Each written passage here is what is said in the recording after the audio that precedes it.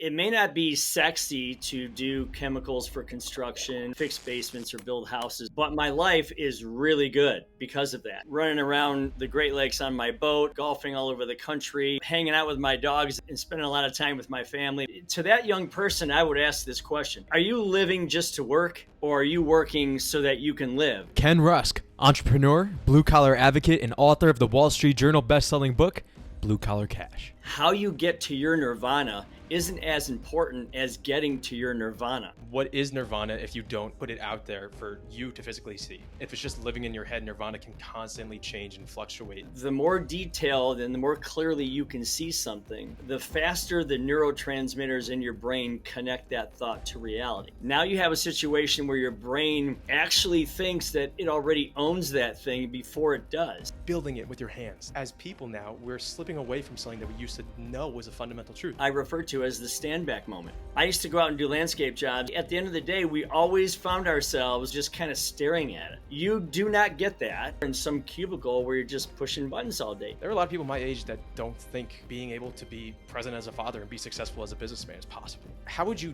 go about describing to them that's just not the case? I would say this. After every experience that you've had so far, what have you learned about love? Oh my God, that's a great one.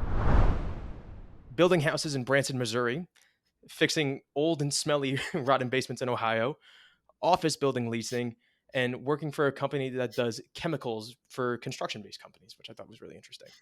And I'm sure that's just a small portion of what you've gotten into over the course of your business career. But the point is, they're all very unconventional things that have led to a very lucrative business career. And from a young person's perspective, they might look at those on the outside and they might just say, wow, that's really boring. And they won't even give it a second thought. And I think that's something wrong with the mindset of young people, especially today, is that they don't give these incredibly lucrative options a thought because it's just not considered, appealing. It's not considered sexy. So I want to ask you the question. Do you think it's more a reflection on the mindset of young people or what we've been taught from the older generations that we've reached this point as young people that we're not considering these blue collar options as something that we should take seriously?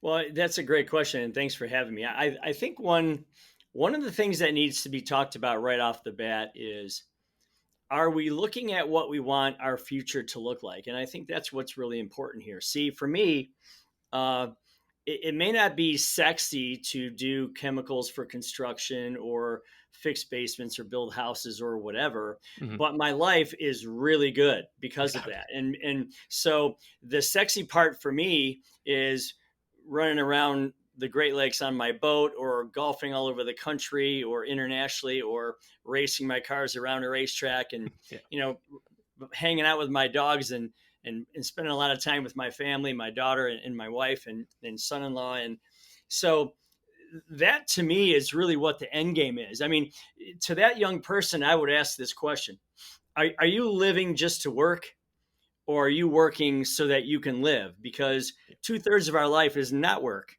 2/3 of our life is living. Yeah. And I'm more interested in what that looks like than necessarily how you get there every single day, if that makes sense. 100%. And I couldn't agree more. And it's such a mental shift that's taken place, I think, in the last 10, 15 years, especially with social media promoting all these fake guru types who are trying to tell you, oh, you have to do this because you have to have X amount of money to be considered successful in today's day. And today's show is all about being successful and defining it for yourself. And to me, working 24/7 and doing something that's considered a sexy job, I don't even know what that would be. But that stereotypical sexy job, what's the point if you're working all the time? You don't get to do those things like you just talked about, driving awesome cars, going golfing, spending time with your family. It's not worth it. And one of the ideas to me that popped into my head is a conversation I was having a couple episodes ago. And the idea of you are not what you do came up. And I thought that one sentence right there was so profound, because I think a lot of us get so consumed with what we do and we tie our identity to our job. When we were kids, maybe we tied that identity to playing a sport, doing the arts or something. When we grow up, we're saying, okay, I'm a doctor, I'm a lawyer, I'm X. Was there ever a time that you tied your identity to your job, and did it ever influence your decision-making, and then you had to grow and evolve to get to the point you are now? Another great question. Thanks for asking it. I would say this. So my belief is it's not so important what you do for a living as it is what you do with what you do for a living. Yeah. Okay. And what I mean by that, and that's somewhat controversial sometimes, but nobody ever rolled into my driveway and looked at all the things that I've accomplished and said, wow, what degree do you have? Yeah.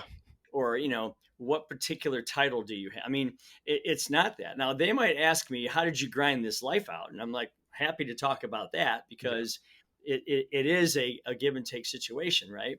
But again, I think we have to, the older you get, the more you recognize that how you get to your nirvana isn't as important as getting to your nirvana. Mm. Okay. Yeah. And what I call it comfort, peace, and freedom in the book. And the reason I do that is because the word nirvana can, that can connotate everything's perfect. Well, it's not about that. It's about where you see yourself in your most comfortable, peaceful, and free situation.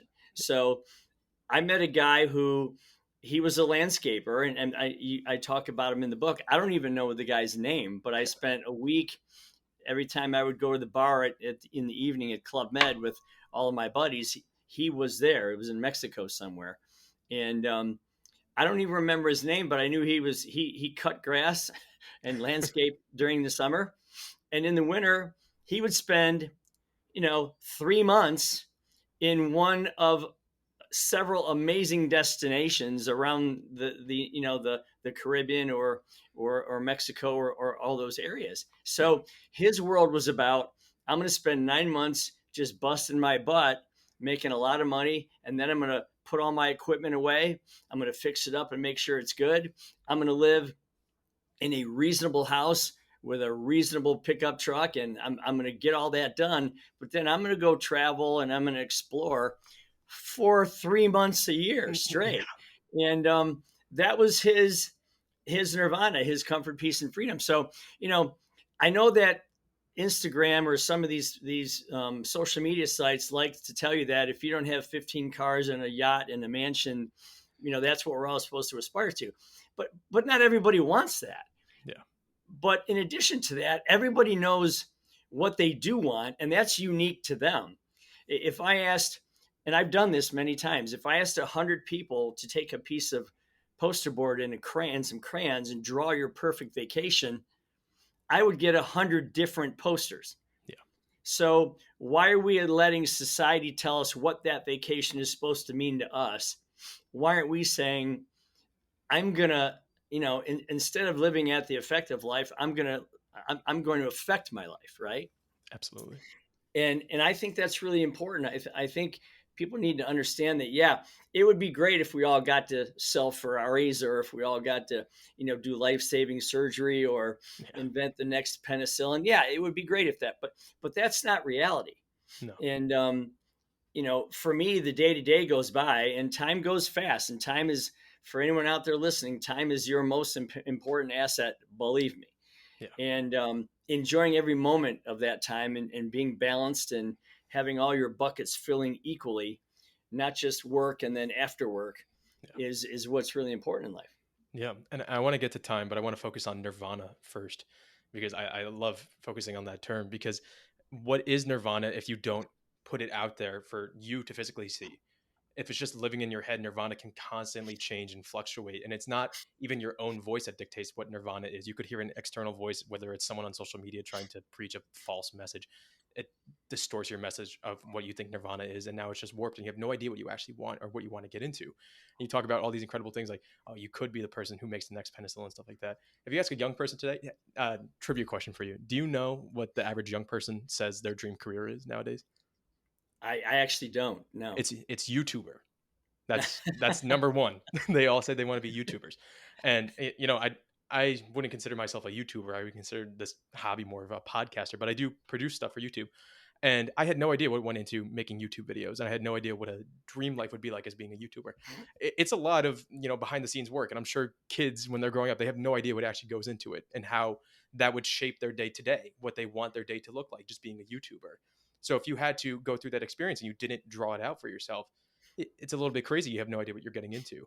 And I love how you talk about drawing it out, and especially doing it with a crayon, because you're doing something that you haven't done since you were a kid. And it makes you feel more connected, especially since you're doing it with your hands, and it connects you with that inner child type of mentality.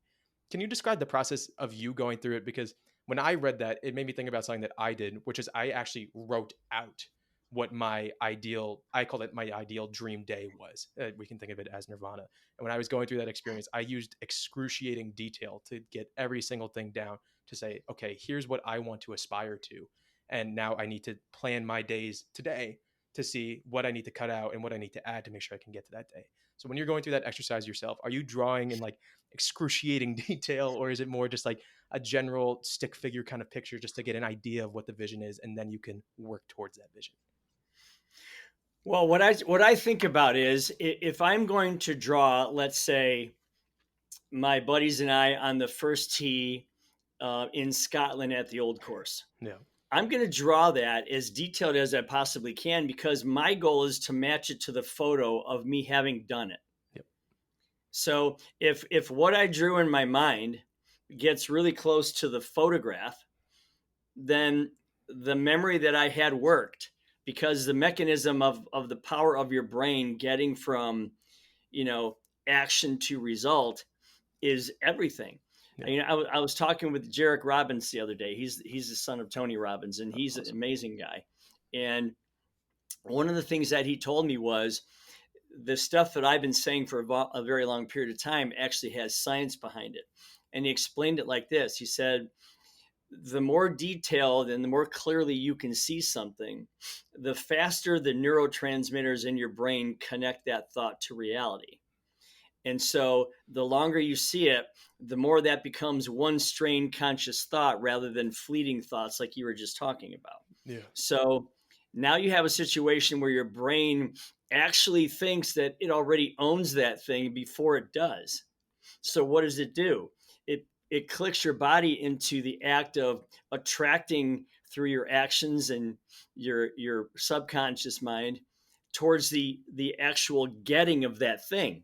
Yeah. So now you've put your body on autopilot to chase that thing that you've drawn so clearly. So the clearer you can see it, and if you're a terrible drawer, draw it anyway because the connection of getting it from your mind to a piece of paper takes it from wish and dream and hope Yeah. and takes it towards an actionable goal that I'm going to go chase, right? Yeah. So do you want to maybe add the brochure at some point where it's a professionally photographed something that's beyond your your coloring abilities?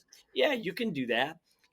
But for me, it was all about I needed to get it out of my head and onto a piece of paper and on the wall Yeah. so that I would see it every day and let those neurons or those neurotransmitters work in my favor because there's so many things that take us away from what we're trying to accomplish, and there's so many things that we react to in this world, Yeah. weather, relationships, time, illness, opportunities.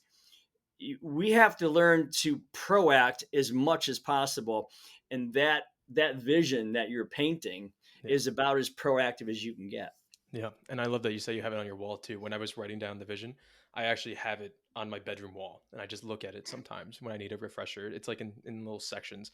So if I need to look at a specific element of my life that I want to refocus on, I just have it readily available. So I really love that. And the part about building it with your hands too. You talk all about working with your hands a lot, but I think it's that building aspect too that a lot of us don't think about when it comes to working with your hands. So if, I'll give a really weird example, but when I'm at work, I work in finance. If I'm doing an Excel sheet, you can argue that's working with your hands. You know, you got to type and stuff. It's a bit of a, a loose metaphor, but when I'm doing something, if I'm working on an Excel sheet that I didn't build, I don't really feel like connected to it. But if I actually had to go through, I had to put in the labor to build the Excel sheet, I had to think about, oh, what I'm doing here, how this ties to this, I feel a little more connected to it. And of course, it's not something that I want to be doing, but I do feel a little more connected to it because I built it. When you draw out your life, when you write out your life, you feel connected to it. You built it. And now you're doing something where you get to build all the time and you feel connected to the work that you do. And I think as people now, we're slipping away from something that we used to know was a fundamental truth. And as a Christian, I like referring to the Bible, of course, for religious beliefs, but I also like referring to it because it's one of the oldest texts that we have. And it just shows how people thought at the beginning of time. And Isaiah 64:8 says, "But now, O Lord, you are Father, we are the clay, and you are potter, and all of us are the work of your hand." So even back then, they knew that we as people were the work of the hand of God, and they refer to it as this is something that's to be celebrated. This is immaculate. This is what we should be doing. We should be celebrating building with your hands. And I think it's so interesting that you built the book literally with your hands. And what I mean by that is you had 12 legal pads and you're writing out 80,000 words and you're furiously creating this book and you're creating with your hands and you're building something that's not usual to what you have been building throughout your career. Can you just describe how it makes you feel, whether it's creating the book, creating a building that comes into life, just creating with your hands and making something that didn't exist before, but you care about what you're doing and you had a role in physically making it? Well, I can tell you it's really simple. So, and by the way, thank you for that reference. Amen to all that. Right? Jesus Yeah. was a carpenter. So, um, I look at it this way: anytime you get the chance, and I don't care whether it's in your own backyard, it's in your uncle's backyard, it's in your neighbor's backyard, your grandfather's, your parents, whatever. Anytime you get the chance to go out in your backyard and do something, whether you're picking apples to make apple strudel like I did with my grandmother when I was younger, Yeah. or whether it's, planting trees that I did with my brothers and my father in our backyard. And those trees, that was 7 or 8 houses ago and 45 years ago, but those trees are still standing and that landscaping is still there. Yeah. Anytime you get to make an impact, not only on this earth, but an impact on your own psyche. I mean, one of the things that I talk about a lot, even with blue collar jobs, is what I refer to as the stand back moment. So, you know, I used to go out and do landscape jobs and I would move big boulders and beautiful pine trees and mulch and bushes and flowers and waterfalls. And when I got done with that, at the end of the day, we always found ourselves with one foot on the shovel and one hand on the handle, just kind of staring at it. Yeah. And it was like a 20-minute thing that we would do. Maybe we would have a pop or a beer or whatever the hell we were doing. But we would sit there and look at it and we would just revere in the work that we had done that day.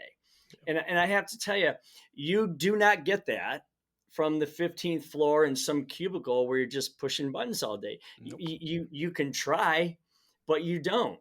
And it doesn't mean you're not connected to your office, because you might be connected to what you're doing. Maybe there's a mission, an overriding mission, and you feel like you play a part of that, and you probably do. Mm-hmm. But that instant gratification that you get from creating something, I mean, it's way better. Take your boyfriend or your girlfriend out on a date. You can have carry out and bring it home, or you can create a meal together. Yeah. It's a completely different experience. And I just think that there's no substitute for it. So, when we were all younger, that's what we did. We went in the backyard and we played in the creek, or we made paths with our bikes, or we did all these kinds of things. Yeah. Now people are trying to build cities on Minecraft, and that's not the same thing. I mean, Minecraft is cool, but it's not the same experience. So building a tree fort is something that every young person should have had to at least attempt it. Yeah. Right. Yeah. And, boy or girl, doesn't matter. So yeah, that's a long answer, but working with your hands, there's literally no substitute. And as far as the book is concerned, I literally feel like this book is a child of mine. And I've heard that from so many authors who have said, it's like you're building a child. So yeah, day by day, word by word, wrist ache by wrist ache that I had a lot of writing. Yeah. It was definitely something that was labor of love for sure. I just want to go a little bit deeper on that because I think that's so interesting to think of the book as a child, because it is so true. I mean, you're creating it, it's experiences, not just your own, it's experiences of everyone that you care about and love coming together in one conglomeration. But what's so interesting about the book as opposed to like a real child is when you put the book out, now it's not yours anymore, kind of. It's people's to interpret and to take away what they want. So I think it's awesome that people have said like, oh, this is your child, and you have amazing feedback from it. I've seen amazing feedback all over the place. But is there anything that you've seen in response of the book that has surprised you that even you didn't intend upon writing? Yeah, there was a couple things, and I like your reference to that, because even though you raise a child, you also present him or her to the world, and they have an effect on the world, hopefully in a positive way. Mm-hmm. And that's what you hope that your book does, right? Yeah. So, you prepare for it and you hope that that's the eventuality. I had a couple of readers in mind that I thought were no brainers. Like if you were, 15 to 17 or 18 years old and you're trying to figure out what your path is while you're still in high school, that Mhm. was a no brainer to me to show somebody how they should figure out what they want their life to look like first and then take one of the many paths to getting there, whether it's college or apprenticeship or a tech or trade school or a military career, working out of high school, whatever it might be. That was an easy reader for me. The second one was if you had already gone down a path, and let's say you're 22 to 35 and you're like, I went this college route. I got the degree. I hate it. I owe a bunch of money. I don't like my job. I really wanted to be this, but I followed the herd and Yeah. became a college grad, and I shouldn't have, but I did. And now what do I do? So I've had people that have called me and said, I'm 50 years old. I read your book. I quit my job and I went back to getting my own plumbing business started because Wow. I was a plumber's apprentice when I was younger and I loved it. Working outside, working with people, running your own show, running your schedule, your own money, everything. Yeah. And then I got this job after college and selling medical supplies and I can't stand it. So I quit and I opened up that plumbing shop again. I've never been happier. I've had a bunch of those as what that was kind of a surprise, and that's pretty cool. That is really The other cool. one was if you're a business owner and you're trying to create a group of entrepreneurial thinkers around you who can drive your company way more forward than you can drive it yourself. Hmm. They were taking my information and trying to create people or create in the minds of people that you really do control your life. Yeah. And when you work for me, I want you to work for yourself first and for me second, because Yeah. if I can get you thinking along that lines, this company's going to go again a hell of a lot further than I can drive it myself. Yeah. I love that last group there because it really reminds me of your father and all the anecdotes you tell about him, which I think is one of the most profound aspects of the book to me is his journey to be able to start at the ground level and become a regional manager and then ultimately get to the point where he's leading one of the largest, if not the largest, uh, chain divisions. I don't know what to refer to it as of the Right. store that he was working for. But, you know, your father started off as a military man coming out of the Marines, and, that's all about structure and falling in line. And yet he's able to do something that's incredibly entrepreneurial and fluid and constantly changing and have this Right. creativity to him, which I think is just so inspirational that you can have that structure, but you can also have that creativity and that flowing fluidity to it. Just thinking about your father in general, how influential was he to the creation process of the book as a whole? Something that you'd had no intention maybe at a younger age that you would ever write a book, but yet here you are and you're creating something that has to be constantly flowing and changing based off of experiences that you're having. And it's for other people. It's not for yourself. It's to help other people get to this place where they can achieve these things for themselves.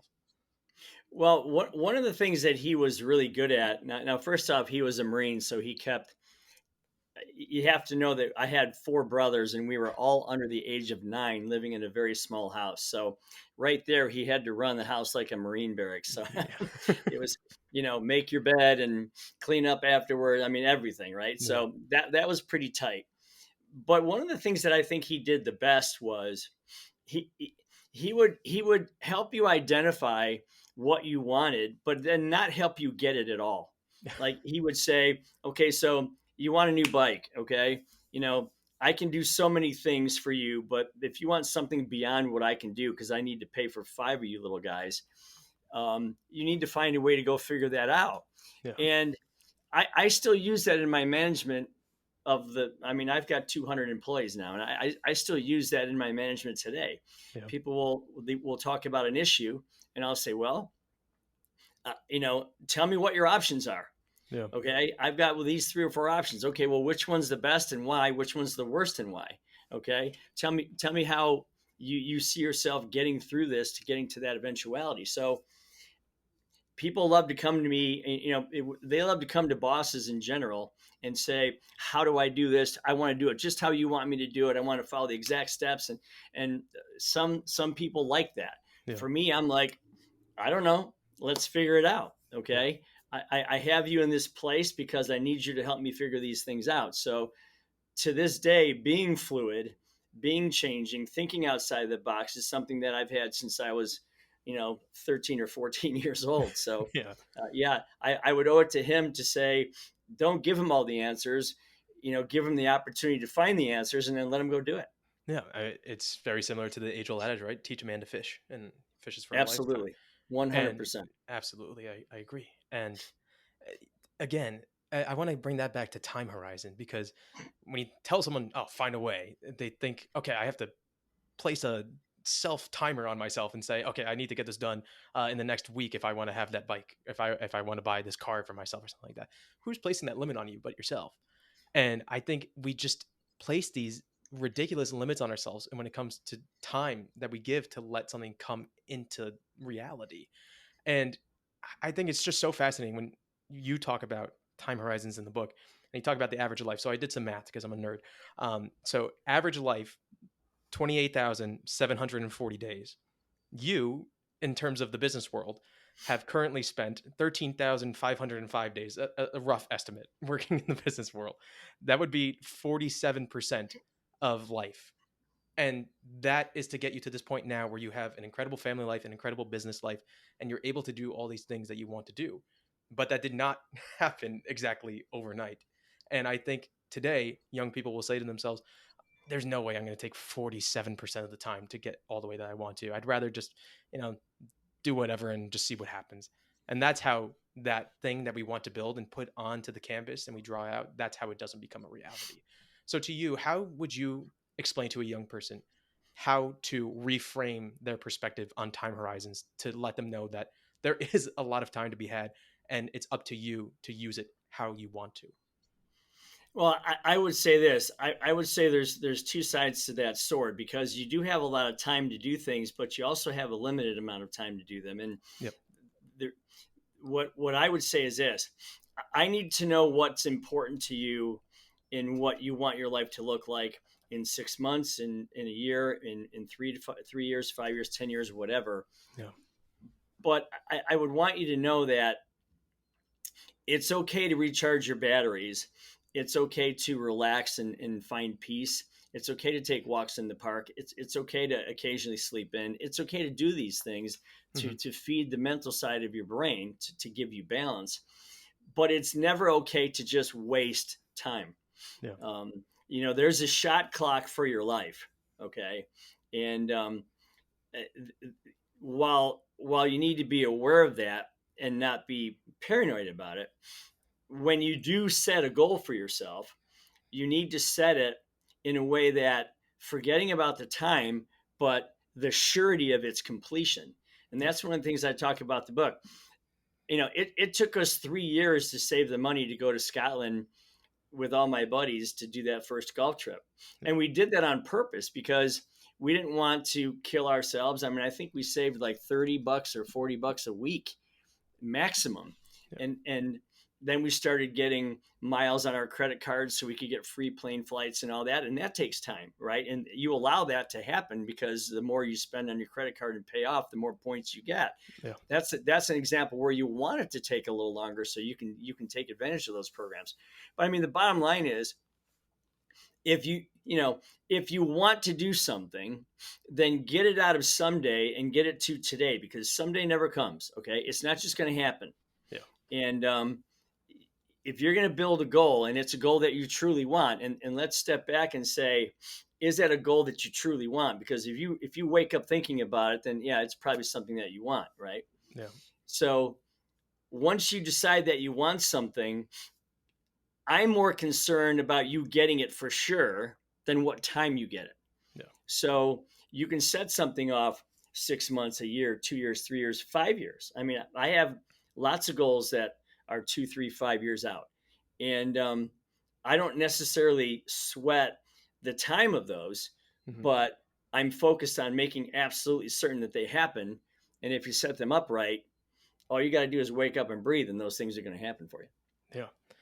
And to me, it all revolves around falling in love with the process of actually achieving the goal. And if you don't love every single day, like you said, if you're just wasting time and you don't enjoy getting up every day, getting to, and I like to frame it as you get to, you don't have to, right? So if you get to build something, you get to do something that you love, you get to be with the people that you love, I think it's going to be a lot easier to enjoy the process and take it every day and not take the minutes and seconds for granted. And I want to shift away from the business aspect of it to the more personal side, because I think it ties in really well when we talk about these long time horizons. And kind of the flip side of not giving yourself enough time is when something is forever and you start to slip away from it, you start to lose that initial spark that you had. And something that's plaguing our generation is relationships as a whole. My generation doesn't want to have relationships anymore. We have no desire to get married, have commitment, or anything like that. And you've been with Nancy for 30 plus years now, and you're supporting each other through thick and thin, through every challenge that's come your way. And I'm interested to hear how you apply those same principles of giving yourself time when it comes to a marriage. And how do you work through any ups and downs that come your way? And what do the two of you do to support each other and to keep each other in your life and really appreciate the seconds and the minutes that you have with each other? Well, first off, I would say this, marriage is a choice. Okay. It's something that you choose to do. Hmm. And it's something that you're always renewing. I mean, it's not like a lease on a car, but you're always renewing. You're always saying to yourself, you know, I'm glad I'm with this person. I want to stay with this person. We have shared mutual interests. We have love. We have mutual goals. We have plans for the future. Yeah.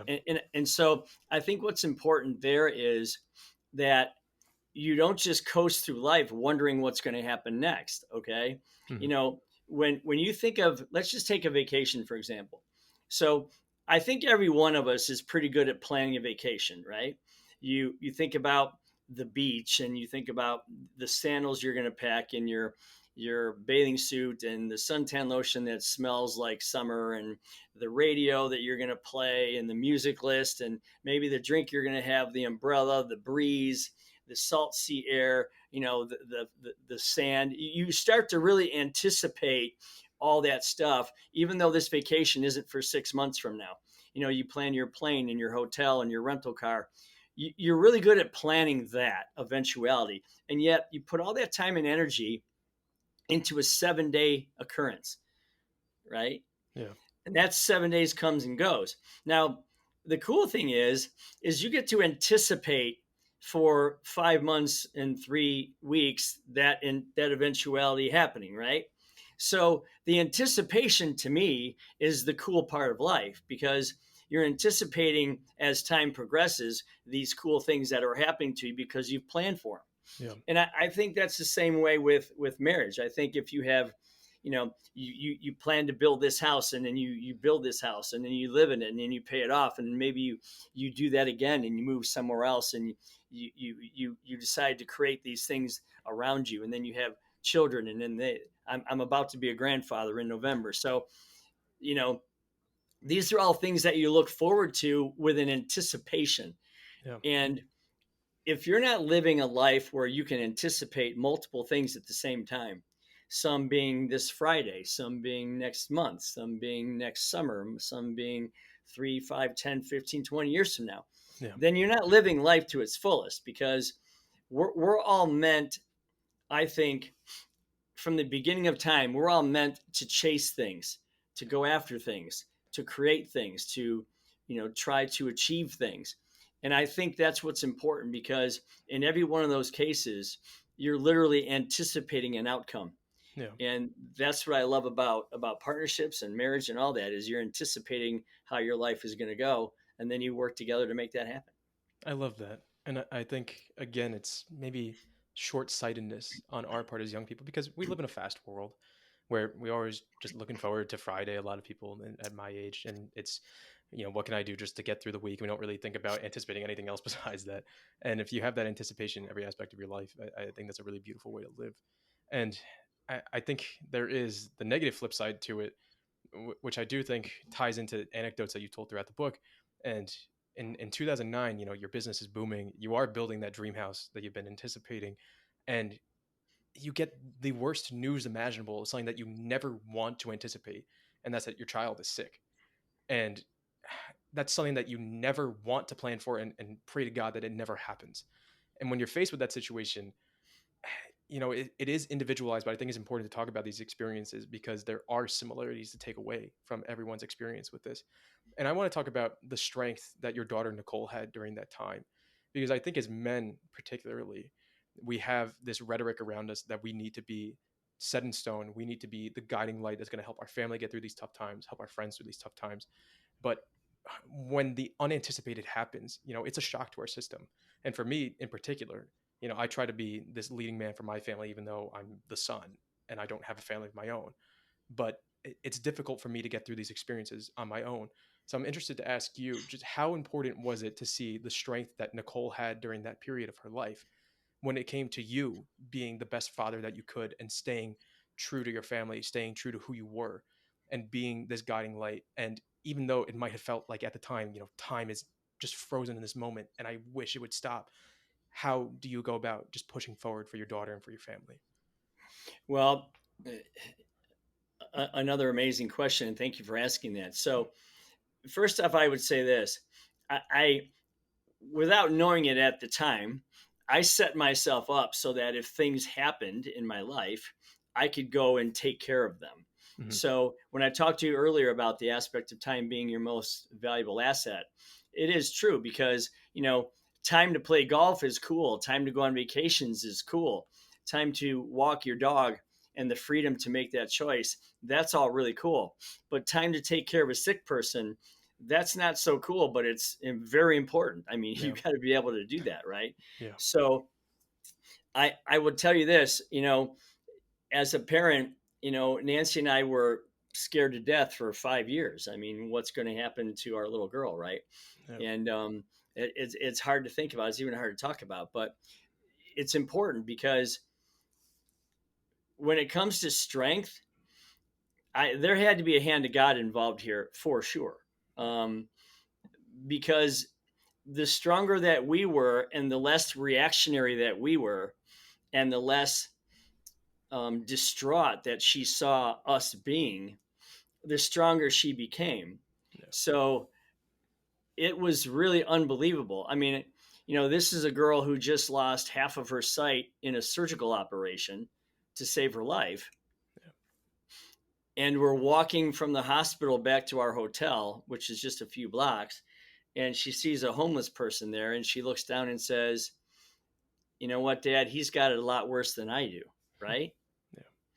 And it just blew our minds. I mean, it literally blew our minds because here she is making a judgment call on someone else's situation when hers just got pretty bad. You know what I mean? Yeah. So, um, yeah, we were blown away by the things that she said and did and how she came through it. And then she goes to lead her golf team as the captain of her golf team for 2 years in high school and plays amazing golf. So with half her Wow. sight, which I can tell you as a golfer is impossible.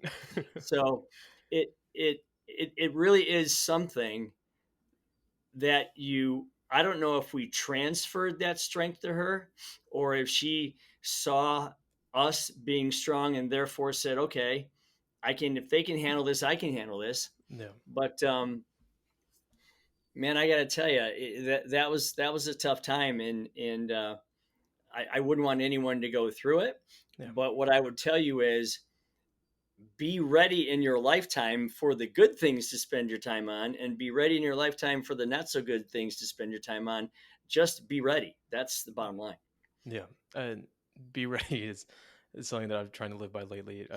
I've had multiple experiences just over the past couple of years where I was talking to another author and he referred to it as like that big thing. Like that big thing's going to come, and when it comes it's going to hit you like a truck and you're never ready for it. But if you are just ready mentally and you're prepared for anything that could happen, you're going to get through it because you're with your family and you're setting yourself up to be in this place. And I love that you were able to be present. And when we talk about doing the unconventional today, going into like blue collar jobs, doing something that a lot of people wouldn't want to do, there are a lot of people my age that don't think that being able to be present as a father and be successful as a businessman is possible. They don't see those two worlds being jointed. They see it as something that's just a fantasy. But you're living proof that you're able to do it and you're able to be there for your daughter and your family in the toughest of times, while at the same time continue to provide for them. To anyone out here who's listening and they're saying to themselves, I feel like I have to choose one over the other, how would you go about describing to them, like, no, that's just not the case? Well, first off, I would say this: be an entrepreneur and do both. Yeah. Okay. And when I say that, I know that people think that, well, that's just too easy for you to say. You're one of those entrepreneur guys. No, the word entrepreneur is let's get back to the crayons for a second. If I gave you a piece of paper and some crayons and I said draw entrepreneur, you couldn't do it Hmm. because it's a vague term. It doesn't connect to anything.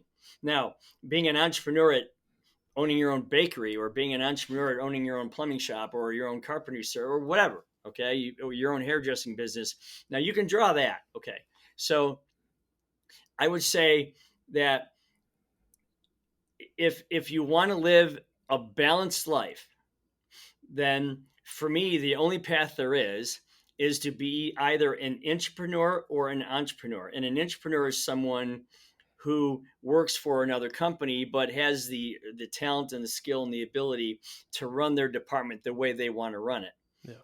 in all aspects. So they feel like they're running their own little mini business within somebody else's business.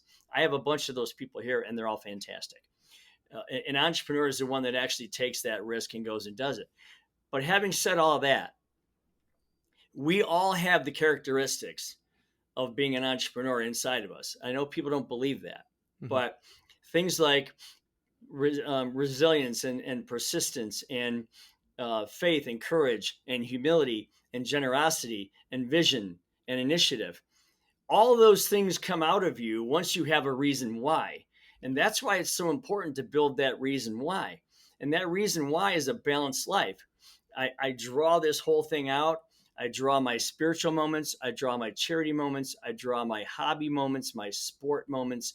I draw my house, my car, my dog. What is it a dog or a cat, and what color? What would you name it? You draw all this stuff out because that really is a balanced life. That's your nirvana, right? That's your comfort, peace, and freedom. Yeah.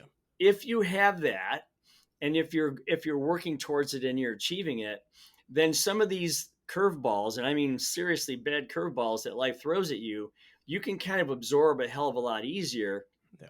than if you're just one of these one-dimensional people who thinks I'm just a I'm a slave to my job all day long, and I live for Friday, and there's no hope for me. I'm just going to wait for life to happen to me instead of me happening to life. Yeah. No, you are in control of your own future. You're in control of your input, your output, the quality of that output, your day, your schedule, your time, and your financial gain. You're in control of that. Lest you think that or not, that's how life works. And every day that the Lord gives us a new 24 hours is a new set of minutes in time that you can say, okay, now what?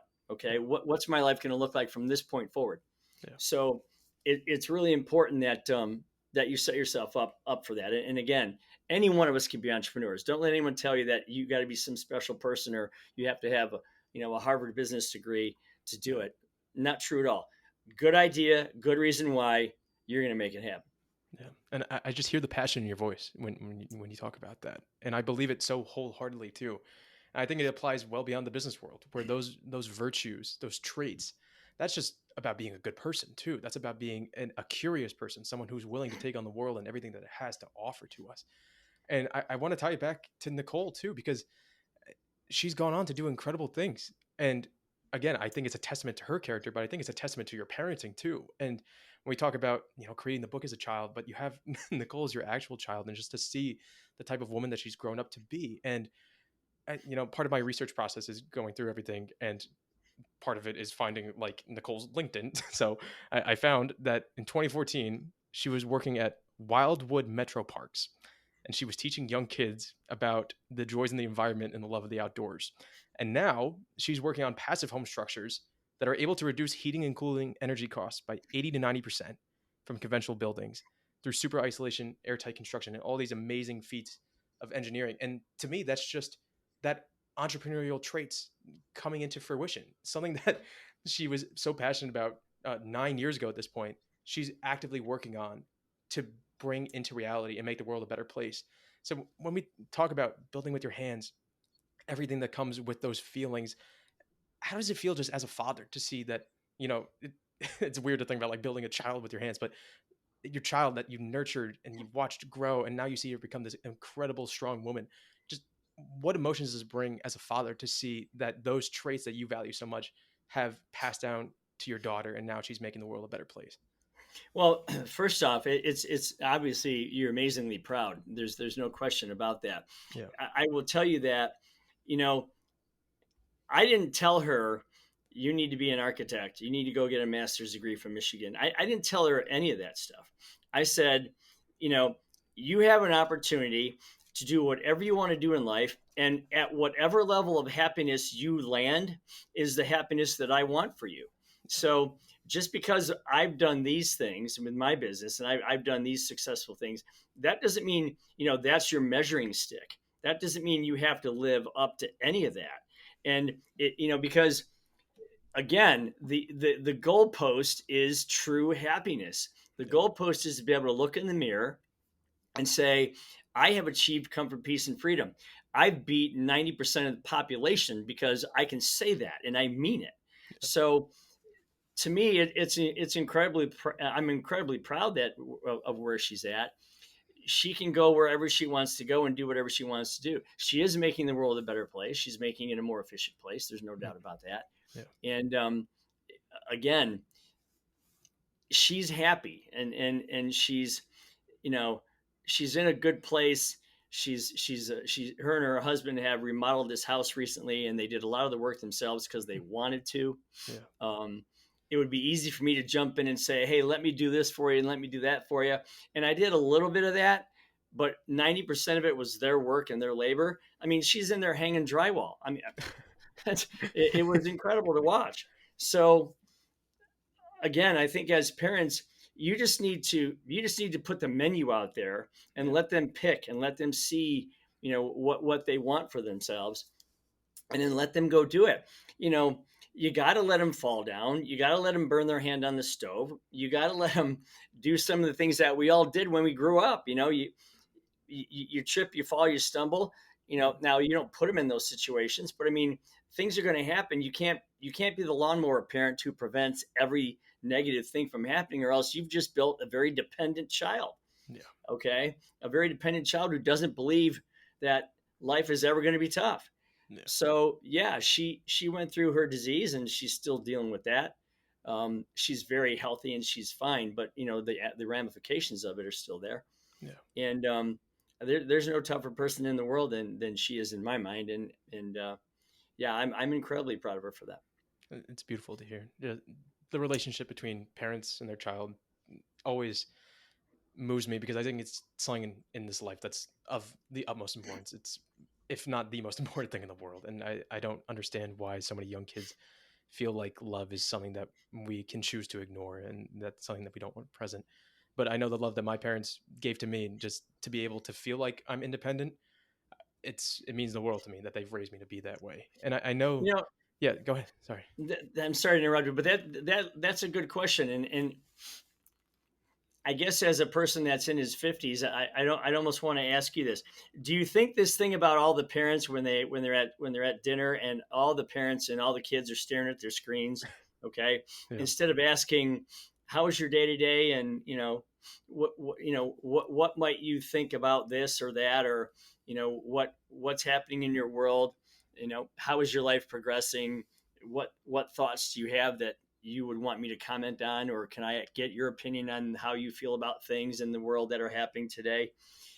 Do you think that's starting to change, or is just going to stick there? Because in my mind, I look back to the time where we never had that.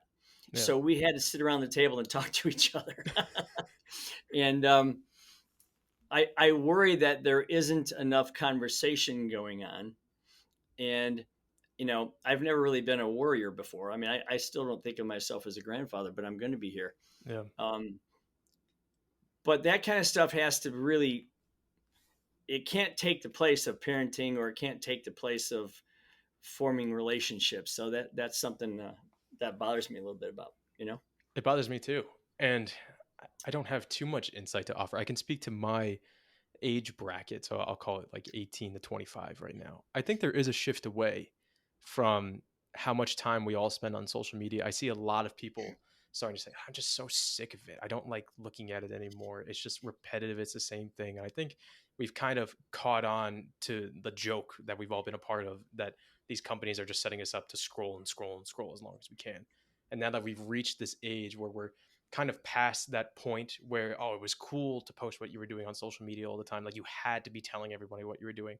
Now everybody's just kind of doing the same thing. Everybody's sitting in their cubicle and they're just there's this app called Be Real. Are you familiar with this one? No, I'm not. So this is app called Be Real, and the whole point is you're supposed to take the picture at the time that the app tells you to, and it's supposed to be like real social media, so you can't fake what you're doing, but you can absolutely fake it because you can just take the picture whatever time you want. So that's a whole side note. But anyway, if you actually Yeah. do it like you're supposed to, you just take the picture. And a lot of people nowadays that are my age are just sitting at their cubicles and they're taking a picture of them, just like not even smiling, just with their computer in front of them. So I So I it's the think opposite of social media. It's it, unsocial media. in its purest form, it's really showing like, wow, real life is kind of boring. Yeah. So I think my age is starting to lose the allure that came with social media, and hopefully that will pass on to the younger generation when we start to have kids. Now, of course, you have AI technology and Apple's starting to come out with their headsets. Who knows what that's going to look like if kids are Yeah. actually going to be walking around with headsets? Oh my God, I don't even want to think about that. But when I hear about the younger generations, that I hear about it from my sister. She's a school psychologist and she works with kids in the K-3 level. She preaches all the time that these kids have no idea how to communicate with each other because they were that it's the term, it's a mean term, but they're called iPad kids. Their parents hand them an iPad and they tell them to go watch Coco Right. Melon, and that's how they were raised. They don't have this any face-to-face time with their parents. I was reading about the average statistical time that people spend with their parents, and by people I mean children. The average child gets 15 minutes of face-to-face time with their parent. I have no idea if that's broken down by, okay, how much time is the kid actually looking down at the phone, whether at the dinner table and stuff like that. Right. 15 minutes a day for the average school child with their parent, I think is absurd. It's And crazy. I hope that there's a shift away from it. But in terms of the younger generation, I don't know if I'm optimistic or not, just because I haven't really gone into the weeds like my sister has. And from everything I hear from her, it's not the most optimistic picture that she's painting, and that she sees a lot of difficulty with these kids who are coming up right now in terms of being compassionate towards each other. Especially, they have no idea how to share. They have no idea what it means to build community, and community is the foundation of happiness in my mind. If we don't have this sense of community and we feel this isolation, then what are we doing? And to me, that community starts at the familial unit. If you don't feel like you're comfortable around your parents, you don't feel like you're comfortable around your siblings, and you feel that support and that love, then you're setting yourself up for that directionless path that we've been talking about this whole time, where Sure. this vision is absent from your mind. And if you have this vision absent from your mind at the youngest of ages, then you're just wandering to begin with. And I think that's really dangerous. Yeah. Hmm. It- I'll kind of throw it to you to the ending, because I think I think it's beautiful that you're about to become a grandfather, and I know that the inspiration from the book started as you writing a letter to your daughter, and it evolved to becoming a book. And after everything that we just talked about in terms of young kids coming up today and how they can go about finding happiness, finding that comfort, peace, and freedom, is there anything that sticks out to you? I don't want to put you on the spot, so if you can't think on the spot, don't worry about it. Is there anything that sticks out to you that if you had to construct a letter to your grandchild that they could hold on to while they're growing up, and they could be your words of wisdom that they can refer back to in difficult times? Is there anything that sticks out to you as kind of like a core thesis as to what your grandchild can do just to find the immense amount of happiness in life? Yeah. There would just be things. There would just be a bucket list of things. Like as soon as you're able to plant a tomato plant and then eat the tomato from the plant. Do it yourself. Yeah. Okay.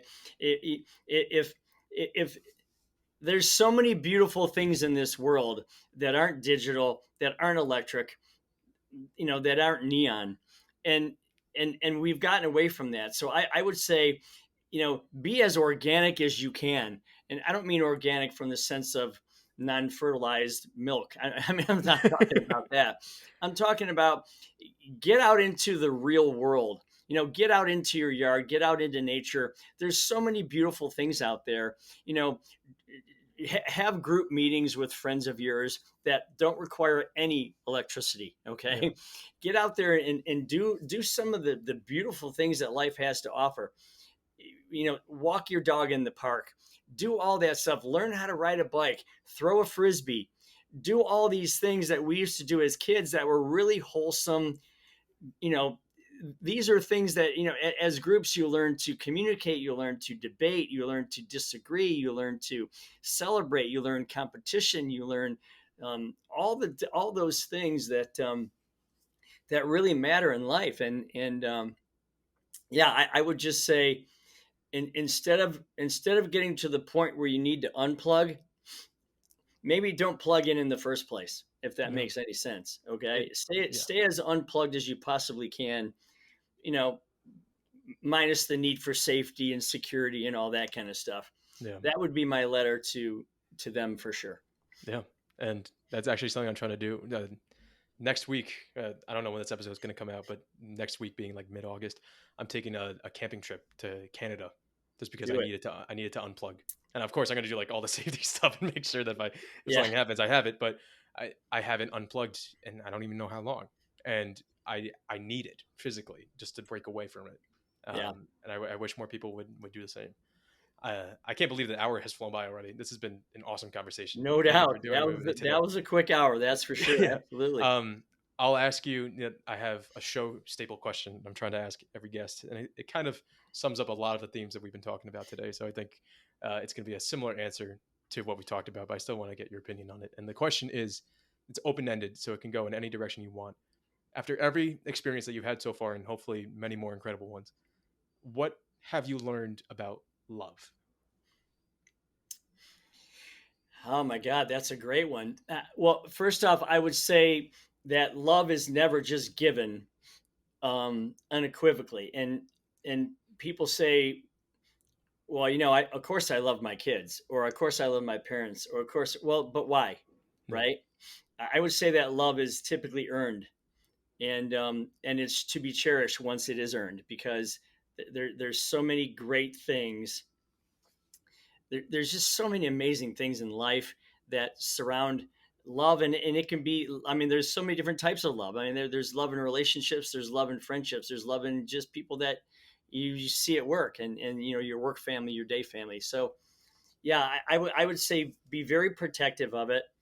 um, Give it where it's deserved, but earn it from others, because there's balance that needs to be lived in life, and it all emanates from all those different buckets that you feel equally, and there's love in every one of those. So be a good person, love others, love yourself for sure, Yeah. and make a positive impact on the world.